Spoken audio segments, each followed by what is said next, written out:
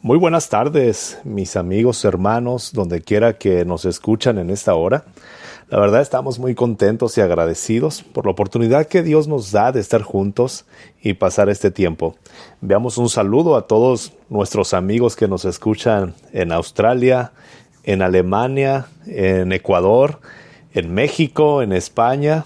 Algunos que están conectándose en Inglaterra también. Nos da una alegría inmensa poder contribuir en el crecimiento y en el conocimiento de Dios acerca de todo lo que Él tiene. Hoy en este nuevo episodio estaremos hablando acerca de lo que es un libro que en lo personal para mí es uno de los mejores libros que hemos leído. Para mí es uno de los mejores libros que he encontrado y se titula Matar la Kriptonita, del pastor y escritor John Bevere, y el título es Matar la Kriptonita, y el subtítulo que tiene este libro, el lema es Destruye lo que roba tu fuerza. Si usted está buscando algún material que quisiera leer, que quisiera estudiar y que quisiera que lo desafiara en su vida cristiana, este libro es lo que usted está buscando, lo que usted está necesitando. La verdad, desde que leí este libro me impactó. Ha influido bastante en mi forma de ver la vida, en mi manera de contemplar las promesas de Dios y también en la forma en la cual podemos descubrir cada promesa que el Señor nos da.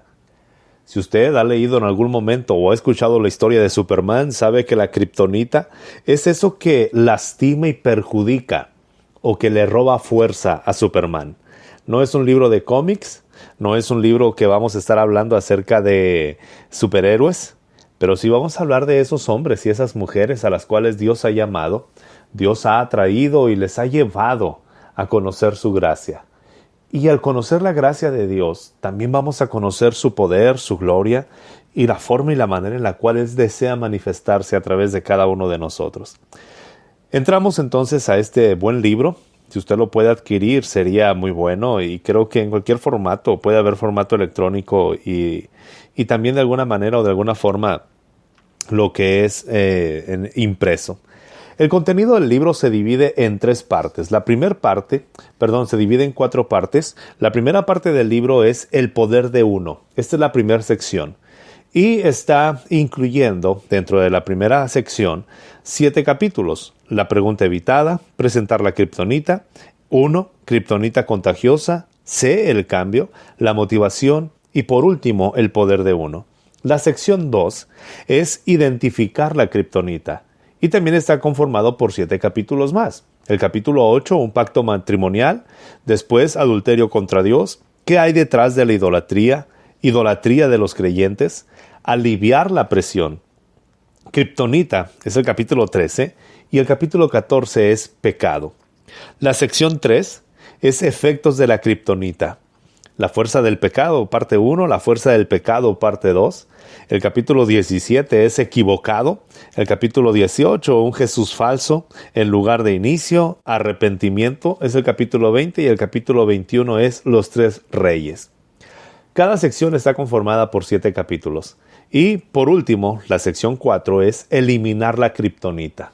Empieza en el capítulo 22, es el enfrentamiento, tolerancia, amor y verdad, matar la kriptonita, el pecado que no es pecado, la puerta del banquete y por último es levántate. Cabe mencionar que cada capítulo de este libro, al terminar el pastor John, al terminar cada capítulo, termina con una sección que se llama Ponte en Acción. ¿Por qué ponte en acción? Porque nos lleva, a través de preguntas y algunas sugerencias, a poner en práctica lo aprendido. Si usted toma estos 28 capítulos y pudiera tomar 28 días para estar llevando a cabo las actividades después de cada capítulo, eso sería algo muy bueno. De hecho, si usted quiere estar escuchando este audio o mirar este video y poder invitar a otros y contagiar a otros de la buena lectura, puede hacer un grupo, puede invitar a 2, 3, 4 personas quizá para que comenten juntos lo que van a escuchar en este video. Yo le recomiendo eso. Podemos crecer juntos, podemos aprender cuando leemos solos, podemos agarrar algunas ideas y poner en práctica algunas cosas, pero el hecho de estar juntos y estar creciendo mínimo con una persona más o con 2 personas te ayuda a compartir lo que escuchas, compartir lo que miras, compartir lo que aprendes, poner en práctica lo que aprendes. Eso es lo que nos hace crecer. Así que yo lo invito, de verdad te invito enfáticamente a que compartas el conocimiento con alguien. Envíe este video, envíe este audio a otras personas y empieza a contagiar a otras personas de lo que tú puedes hacer y lo que estás aprendiendo. En la introducción, quiero leer una parte de la introducción para que veamos la idea de este libro. Me encanta lo último que dice John Bevere y dice esto. Por último, este mensaje hay que verlo como un viaje que da protección de la kriptonita y te da perspectiva para influenciar tu mundo. Antes de comenzar, oremos y pidámosle al Espíritu Santo que abra nuestros ojos para ver la sabiduría del cielo, la cual nos fortalece para cumplir, escucha bien, con nuestro destino aquí en la tierra. De eso trata este libro. ¿Cuál es el destino de nosotros aquí en la tierra? ¿Qué es lo que nosotros podemos encontrar? ¿De qué manera podemos avanzar? ¿Qué es lo que Dios ha planeado? ¿Qué es lo que Dios ha dicho en su palabra cuando nos invita? Y como lo dice el apóstol Juan en su carta, el que cree en Jesús debe vivir como Él vivió. Es parte de lo que vamos a estar estudiando. Entonces, entramos en la sección 1, el poder de uno. El capítulo 1 es la pregunta evitada. ¿Cuál es esta pregunta evitada? ¿Cuál es la pregunta que nosotros evitamos constantemente y qué es lo que sucede? En este primer capítulo, de hecho en toda la primera sección, este escritor nos lleva a mirar el panorama que presenta la Biblia de la realidad del Evangelio y nos lleva también a confrontarlo o a contrastarlo con el Evangelio que se está viviendo hoy, con la realidad de la Biblia en la actualidad. No importa lo que pienses acerca de Dios, Él es tu anhelo más profundo. El contentamiento y la realización de todo ser humano solo se puede concentrar al reunirnos con nuestro Creador. Esa es la base del primer capítulo. Esto es lo que está sosteniendo el escritor John Bevere y nos dice que lo único que le va a dar valor y lo único que hace que tu vida se sienta plena es tener un encuentro con tu Creador. En Eclesiastés 3:11 el escritor escribió, sembró la eternidad, hablando de Dios, sembró la eternidad en el corazón humano.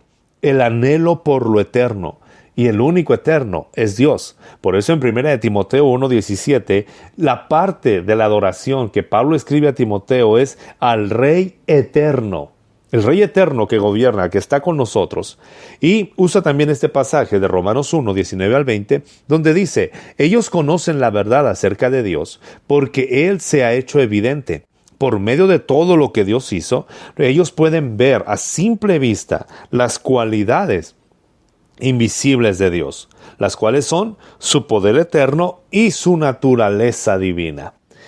Estamos viendo entonces en el primer capítulo cuál es la pregunta evitada. Luego John Bevere empieza a hablar de la majestuosidad de Dios, de la grandeza de Dios.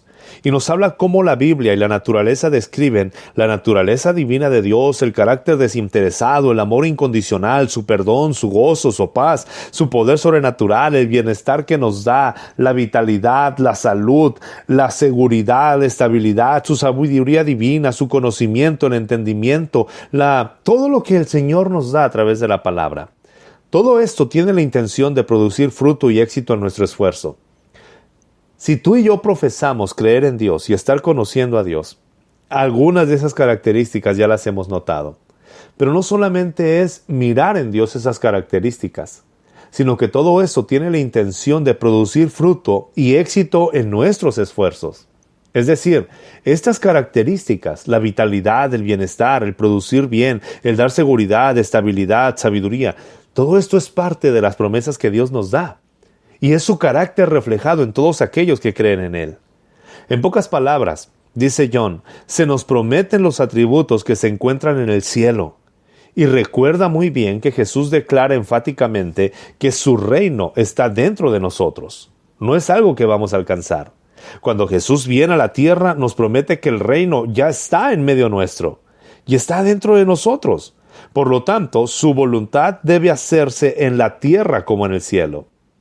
Si usted y yo profesamos que creemos en Jesús, si usted y yo creemos que el reino de Dios está en la tierra por medio de Cristo, entonces nosotros debemos de estar cumpliendo la voluntad de Dios aquí en la tierra como se cumple en el cielo.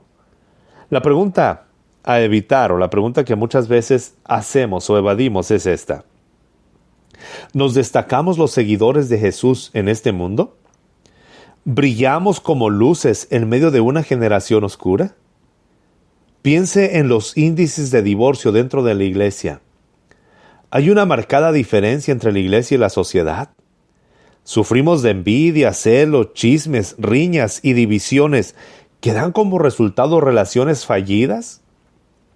¿Vemos carácter, integridad y moralidad drásticamente distintos de la corrupción de nuestra nación en la iglesia? ¿Hay alguna distinción entre los creyentes y los incrédulos? ¿Hay alguna distinción en nuestra salud y bienestar? ¿Tenemos abundancias de recursos? ¿Somos capaces de suplir las necesidades de otros y proclamar el Evangelio a cada persona de una manera global? Esa es la pregunta que debemos estarnos haciendo. ¿Realmente estamos viviendo las promesas y lo que el Señor nos muestra en su palabra? Tenemos que ser muy sinceros. Primera de Reyes 10, del 21 y el 27, dice que había tanta abundancia en el reino de Dios, en Israel, que la plata era considerada como las piedras. Es parte de lo que vamos a estar viendo, solamente es algo que podemos considerar. Ahora, ¿qué es lo que dice la Biblia? Jesús promete que cuando buscamos primero su reino y su justicia, se nos dará todo lo que necesitemos. Esto es la verdad de lo que dijo el Señor Jesús. Si buscamos primero el reino de Dios y su justicia, todo lo que nos hace falta lo tendremos. No estamos hablando de caprichos, no estamos hablando de deseos, no estamos hablando de codicia. Estamos hablando de que lo necesario es consecuencia y es suplido como consecuencia de buscar el reino de Dios. Sin embargo, ¿qué es lo que sucede en nuestra realidad? Sí, estoy consciente y quiero que usted lo entienda. Por desgracia, se han producido enseñanzas extremas en la iglesia con respecto a la prosperidad y a la abundancia y a la riqueza. Pero estas enseñanzas desequilibradas han hecho que las personas crean que la abundancia es algo malo, cuando la Biblia jamás ha enseñado que la abundancia sea algo malo. Entonces, ¿qué es lo que vamos a dar si no tenemos nada que dar? ¿Cómo vamos a poder bendecir si no tenemos con qué bendecir? ¿Cómo vamos a poder ayudar a otros si no tenemos con qué ayudar a otros? ¿Cuántos pastores están desertando o están dejando las filas de predicar el Evangelio porque se han sentido frustrados, porque piensan o consideran que Dios los ha abandonado, que el Señor los ha hecho por un lado y que Dios es injusto, que nos envía a cumplir una misión, que nos envía a dar a otros lo que nosotros no tenemos? Esto es algo sumamente preocupante, porque es un concepto que no está en la palabra de Dios. Es un concepto erróneo. Cuando Dios nos envía y cuando Dios nos invita a hacer algo para su obra, Él va a proveer todas las cosas. Dice John, cuando dejamos que la búsqueda del reino de Dios nos posea, Él nos confía las posesiones necesarias para avanzar su voluntad en la tierra. Dios no es un mal líder. Él no pide a sus seguidores que hagan su voluntad sin darles las herramientas necesarias. Esto es algo en lo cual tenemos que cuidar nuestro corazón y avanzar en la fe de lo que Dios. De eso trata este libro. De matar la kriptonita que nos evita ver la majestuosidad y la generosidad de Dios. Primera de Reyes, capítulo 4, versículo 25, dice: los habitantes de Judá e Israel vivieron en paz y con seguridad, desde Dan en el norte hasta Berseba en el sur. Cada familia tenía su propia casa con jardín. ¿Qué quiere decir esto?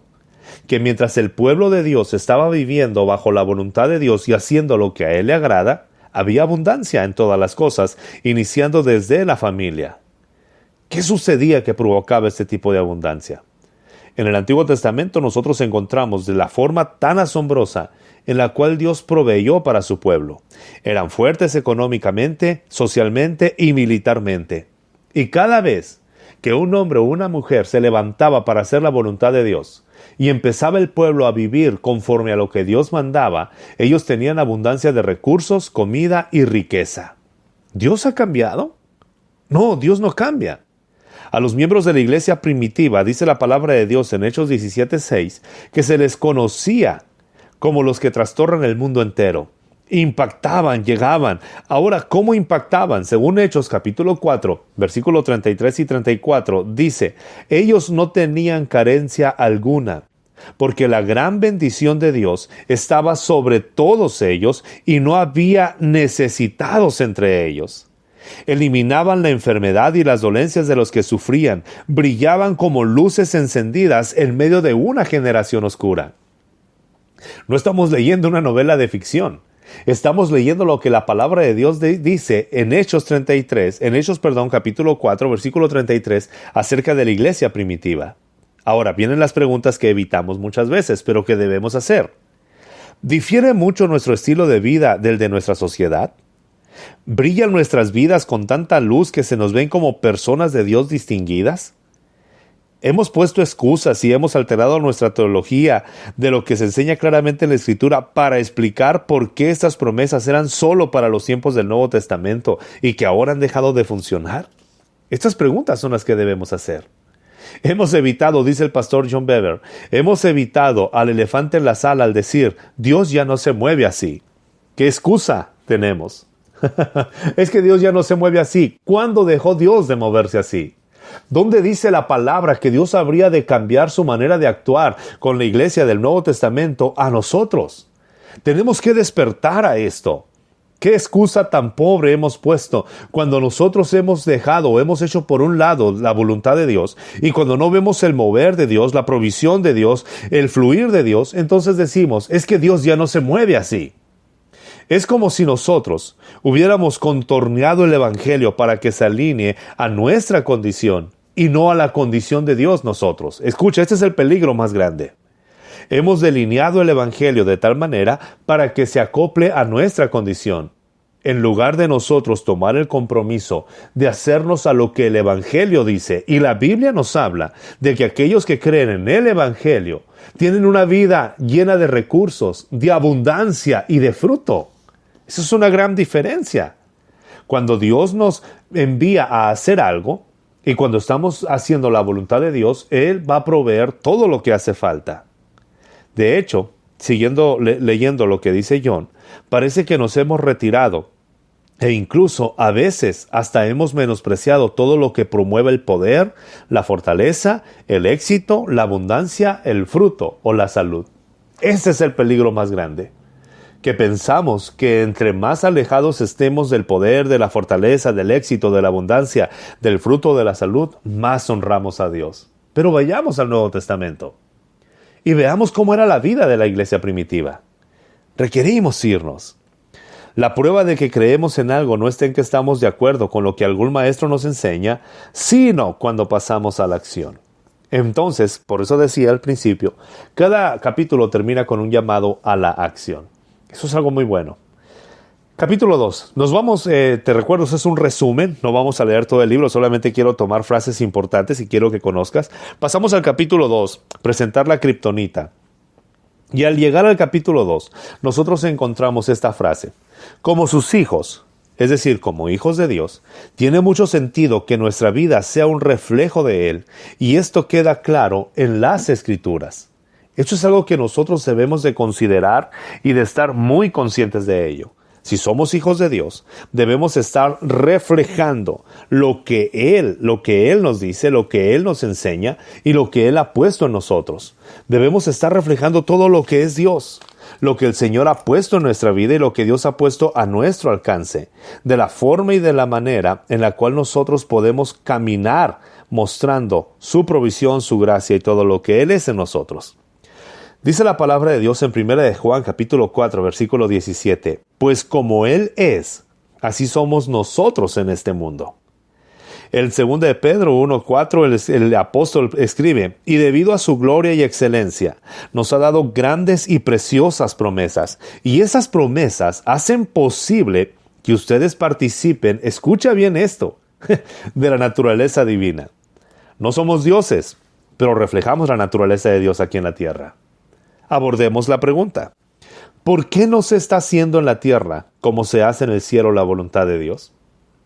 Porque algunos creyentes del Antiguo Testamento que formaban parte de un pacto inferior, basados en menores promesas, vivían de formas muy superiores a las que vivimos hoy nosotros. Esas son las preguntas que debemos hacernos. La palabra de Dios dice que la gloria postrera sería mayor que la primera. Entonces, ¿qué sucede con todo ello?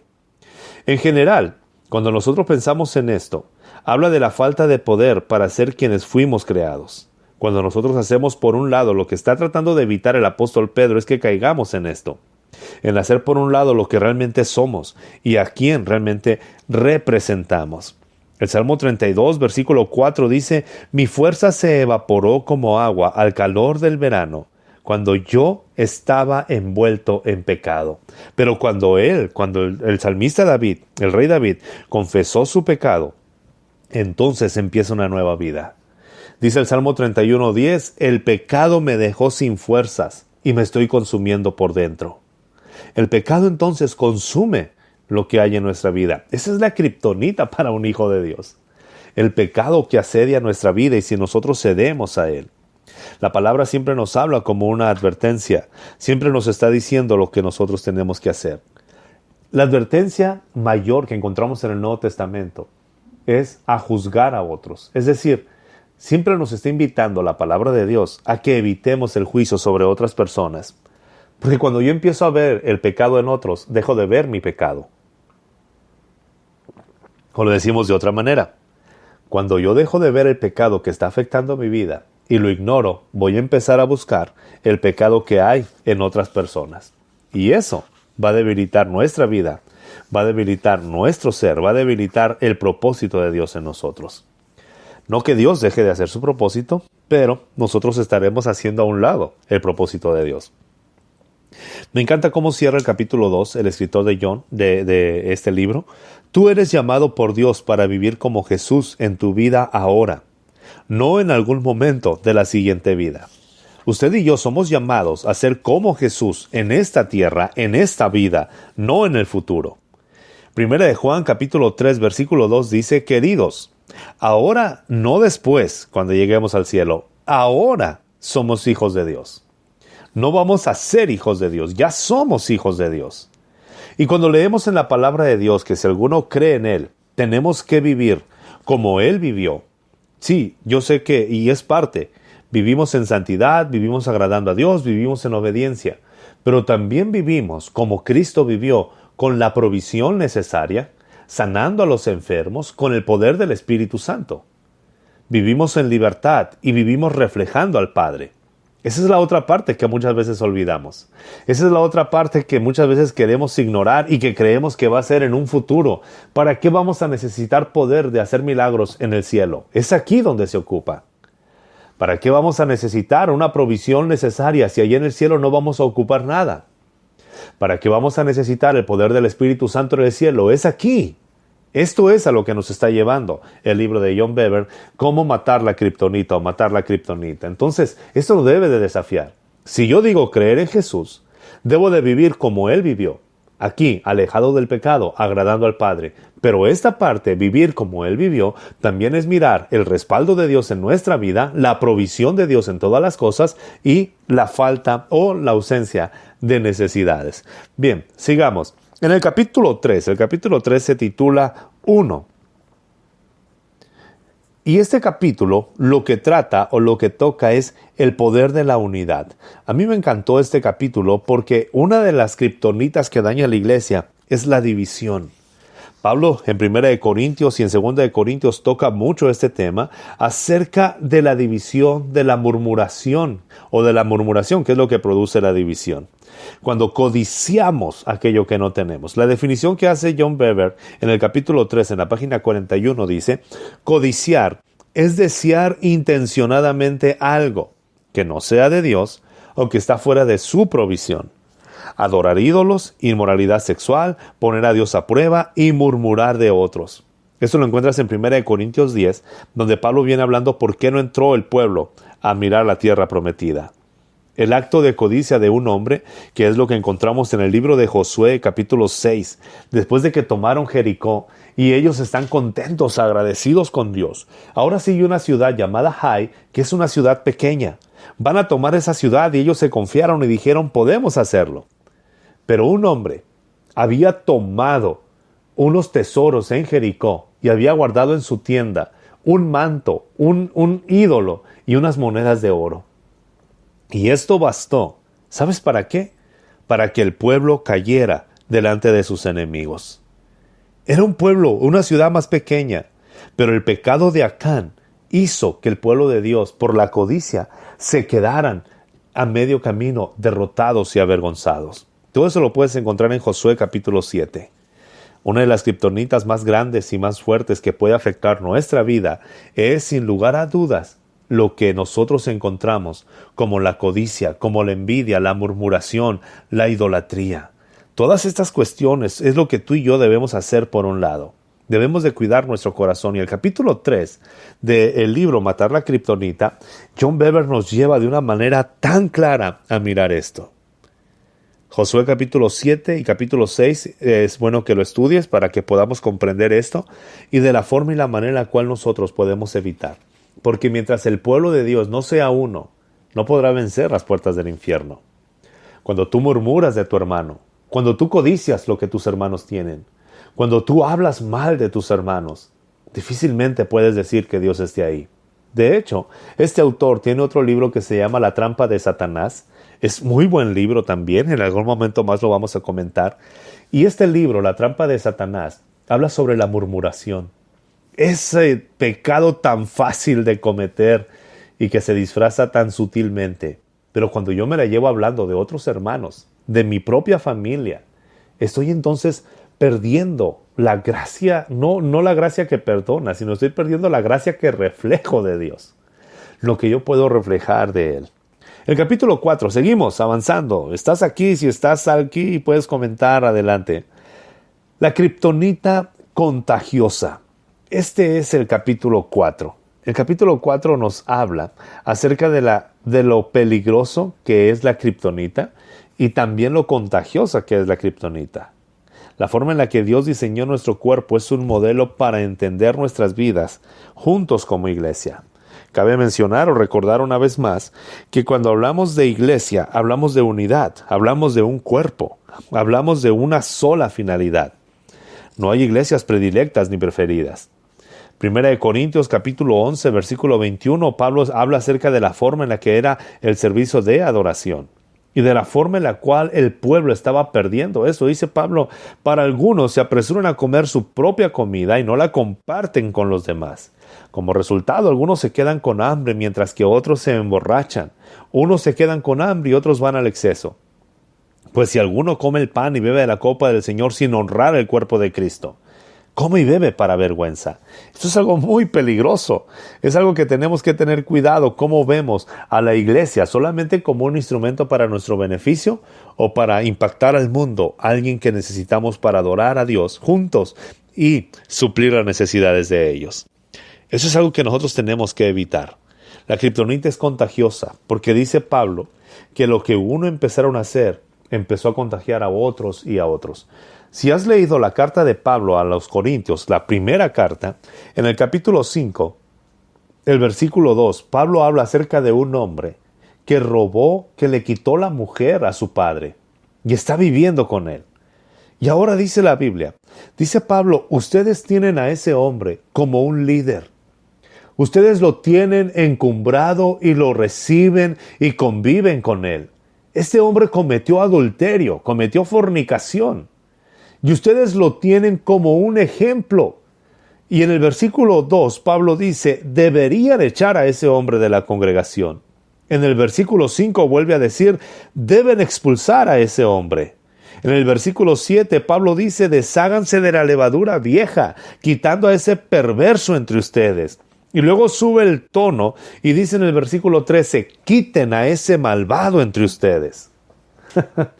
Nos preguntamos en este tiempo por qué el Señor no se manifiesta tan claramente en nuestras iglesias. Y la tristeza es que en las iglesias se ha permitido el adulterio, la fornicación, el engaño, Y no solamente eso, sino que tienen como líderes a hombres que han cometido esto. Deberíamos de tener mucho cuidado porque esto es lo que está matando, lo que está acabando con la fuerza de la iglesia. No un enemigo exterior, sino interior, en lo que nosotros estamos permitiendo. La kriptonita. ¿Por qué Pablo está diciendo que este hombre sea expulsado? Porque la kriptonita es contagiosa. Si usted es líder en alguna denominación y está permitiendo esto, créame, el juicio de Dios sobre usted está muy cerca. Se requiere tomar las riendas del liderazgo para evitar todas estas cuestiones, y Pablo está llevando a esta nación, a esta iglesia, a considerar esta forma. ¿Cuáles serían las consecuencias si nosotros tomamos realmente en serio la palabra de Dios y evitáramos el pecado y sacáramos del medio de nuestras filas, no en un proceso de restauración? Pablo no está hablando acerca de que no se restaure esa persona. Pablo está hablando acerca de que lo tienen del líder, influyendo sobre otros. Necesitamos hacer por un lado esto. Termina John Bevere este capítulo diciendo: Dios te llama a vivir libre de pecado, totalmente entregado a Él. Esta es la vida que Dios ha planeado. Somos llamados no a ser una iglesia que vive avergonzada. Somos llamados a ser la iglesia triunfante, el cuerpo de Cristo, que da, o que al igual que Jesús, es completamente imparable. Seguimos en el capítulo 5, y eso es algo muy interesante, es algo muy bueno. El capítulo 5, sí, ya nos dimos cuenta, el pecado es la kriptonita. Puede perjudicar también la kriptonita a otros. Nos puede llevar a tener un problema o un conflicto, claro, nos debilita. Pero ahora, el capítulo 5, después de darnos cuenta de lo que está pasando, ahora John Bevere nos lleva a esto. Sé el cambio. Tú sé el cambio. Cuando nosotros empezamos en el camino del Señor, tenemos que entender que somos un cuerpo. Y un cuerpo no perfecto, sino un cuerpo que está siendo perfeccionado. Cuando veo que mi hermano ha pecado y ha fallado, ¿debo de avergonzarme de él y hacerme por un lado? No, en ninguna manera. Lo que yo debo de hacer es cuidar a mi hermano, proteger a mi hermano, confrontarlo, animarlo, ayudarle a seguir adelante. Pero no puedo ignorar su pecado. También porque el pecado es contagioso. Entonces, en este capítulo, en el capítulo 5, John Bevere usa una analogía de un amigo que él conoce, que es en un escuadrón especial del ejército. Este hombre forma parte de él, y ellos tienen una filosofía muy buena. Dice este soldado: nosotros valoramos al hermano que tenemos a nuestro lado más que a nosotros mismos. Nunca tenemos que cubrirnos nuestras espaldas, porque sabemos que nuestros hermanos lo harán por nosotros. Y al saber que mis hermanos están protegiendo mi espalda, yo puedo proteger la espalda de otros. Nuestra actitud es: el 100% de nosotros vamos a una guerra y el 100% de nosotros regresamos. Yo soy responsable de la vida de mi hermano. Esto es algo interesante. Pero ¿qué sucede? Dice John Bevere en la página 58. ¿Qué sucede si solo escuchamos una versión de consumidor del Evangelio? ¿Qué sucede cuando yo creo que a mí me deben de servir, a mí me deben de proteger, a mí me deben de cuidar? Desarrollamos entonces algo muy incorrecto cuando vemos el Evangelio solamente de la perspectiva del consumidor. Nuestra carne no es redimida. Es decir, este es en gran parte el motivo por el que la iglesia moderna está en la condición en la que está. Muchos solo queremos que nos animen y edifiquen en vez de que nos reten, nos desafíen y nos confronten. Y nos estamos perdiendo de mucho. Si tú estás en pecado, no necesitas que te animen, necesitas que te confronten. Si tú estás en pecado, no necesitas que te aplaudan o que te den un puesto de liderazgo.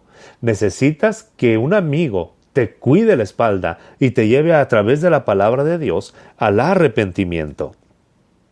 ¿Por qué es esto? Porque Dios nos ha llamado a ser agentes del cambio. Si no hay un cambio en la iglesia, tú sé el cambio. Esta es la buena noticia. Cuando nosotros como individuos caminamos en obediencia a la palabra de Dios, finalmente seremos bendecidos con la provisión que el Señor nos da. Tenemos que hablar y avanzar de esta manera. Luego John Bever usa un ejemplo en Números capítulo 25, cuando Fines, hijo de Aarón, toma una espada y mata a una persona que está en pecado. Y eso no quiere decir que vamos a hacer eso. Pero la forma en la cual se cortó el pecado en el pueblo, empezó a haber sanidad en el pueblo. Tenemos que tener mucho cuidado de la manera en la cual interpretamos la palabra de Dios, y debemos de considerar qué es lo que nosotros estamos haciendo. ¿Sí me explico? Entonces, ¿qué es lo que requerimos? Requerimos avanzar, conocer y descubrir en lo que el Señor nos está dando.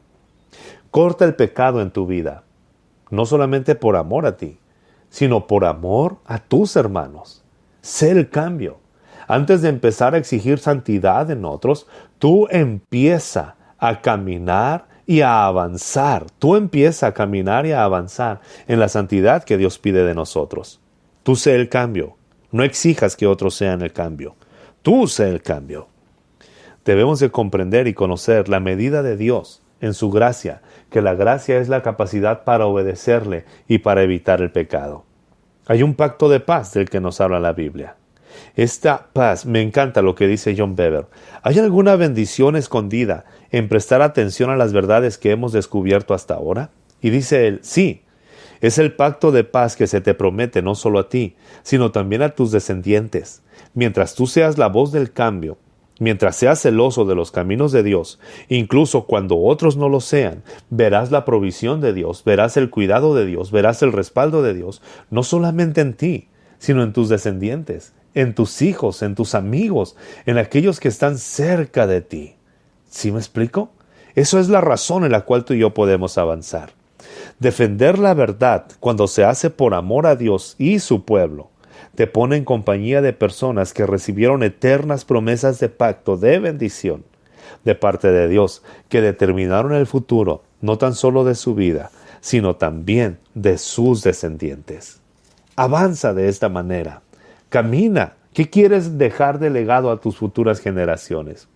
A veces, el mantenerte en fidelidad a las verdades de Dios te va a costar popularidad, amistades o desprecios, o van a levantar chismes en contra de ti. No te preocupes, estás dejando la mejor herencia, la herencia de estar al pendiente de lo que Dios quiere. Y eso es lo que necesitan tus hijos. Vamos al capítulo 6, la motivación. Espero que estén todavía aquí, que no se me pierdan. Vamos a dividir este libro, está muy extenso y creo que es muy profundo, lo vamos a dividir en 4 partes. ¿Te parece bien? Así que no te desesperes. Hoy estaremos terminando esta sección en el capítulo 7. El capítulo 6 es la motivación. ¿Cuál es la motivación? Y me encanta que nosotros podamos descubrir primeramente el potencial que Dios ha puesto en nosotros. Y al poner el potencial en nosotros, vamos a avanzar, vamos a tener en nuestra mente claro lo que Dios quiere que hagamos. Sin conocer nuestro potencial, habrá ausencia del deseo y del impulso de lograr algo. Vamos a estar creyendo que otros lo van a hacer y no nosotros. ¿Cuál es la motivación? Isaías 60, versículo 1. Levántate, resplandece, porque ha venido tu luz, y la gloria de Jehová ha nacido sobre ti. Mas sobre ti amanecerá Jehová, y sobre ti será vista su gloria. Aleluya. Toma esta palabra. Amén. Di amén. Porque la gloria de Dios se va a manifestar en tu vida y en la vida de tus hijos. Acabamos de ver cómo el Señor respalda a todos aquellos que están deseando no solamente vivir su verdad, sino proclamar su verdad. Ahora, no solamente es individualmente lo que Dios quiere hacer, sino en una comunidad. El potencial de una comunidad puede transformar grandes cosas.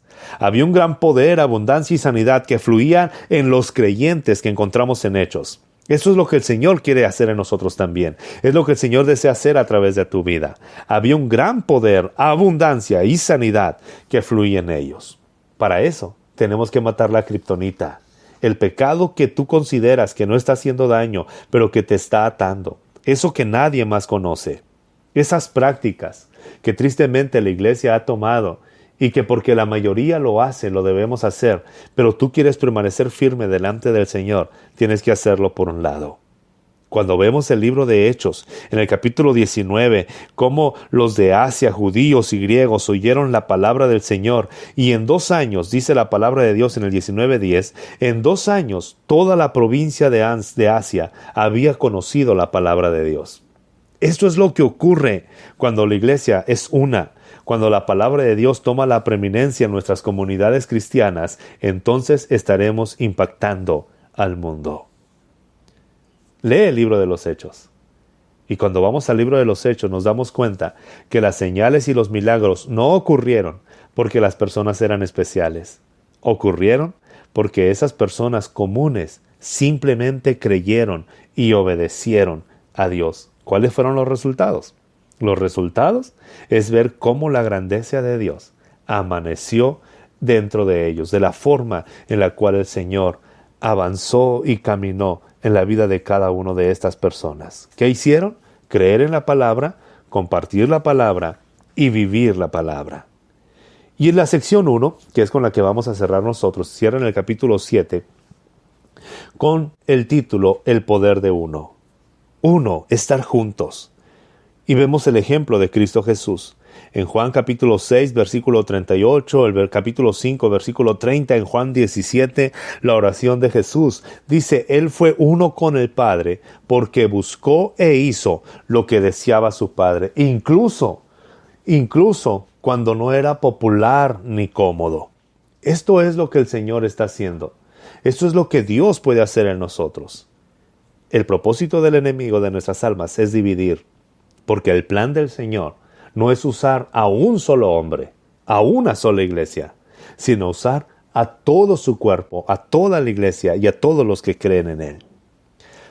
Tenemos que avanzar en base a esto.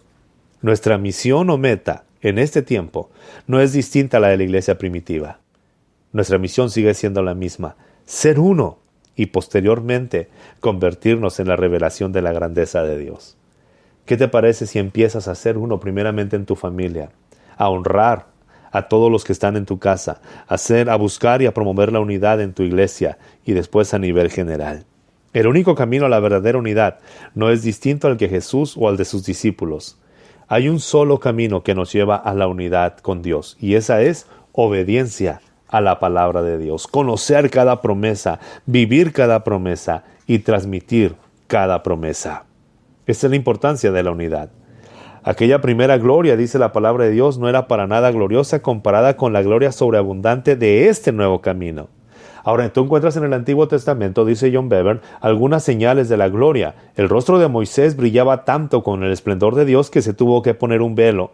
La segunda reacción que vemos de la gloria de Dios es cuando se construye el tabernáculo y la presencia de Dios se manifestó ahí. Lo tercero es cuando Salomón construye y dedica el templo, cómo la presencia de Dios fue tan palpable. Ahora, aquella primera gloria no se compara en nada a esta gloria que estamos viviendo nosotros. Aquello era sombra de lo que habría de venir. Entonces terminamos con esta pregunta. ¿Es la iglesia tan poderosa en este tiempo que estamos viendo ciudades enteras o regiones recibiendo la salvación?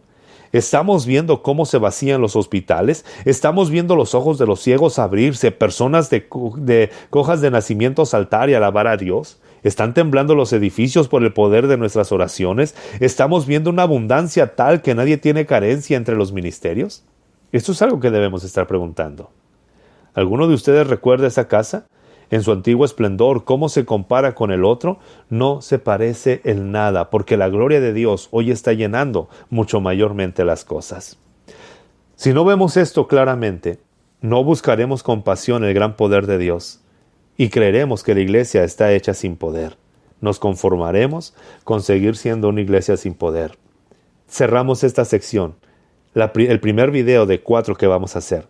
El primer paso hacia la acción es escoger confiar en la palabra de Dios y su visión para nuestra vida. La visión para nuestra vida, mis amados amigos, hermanos, es que seamos fieles a su palabra, que vivamos en unidad como un solo cuerpo, que podamos buscar la gloria de Dios a través del poder y reflejemos a través del poder la abundancia y lo que Él nos da. Esto es lo que nos encierra la primera sección del libro Matar la Kriptonita. Está interesante, ¿verdad? Prepárate, el día de mañana estaremos hablando en la segunda sección acerca de lo que nos enseña este maravilloso libro. Soy el pastor Benjamín Esquer y es una bendición pasar tiempo contigo. Comparte este audio, este video con todas las personas que tú consideras y el día de mañana veremos la segunda sección. Dios te bendiga y Dios te guarde.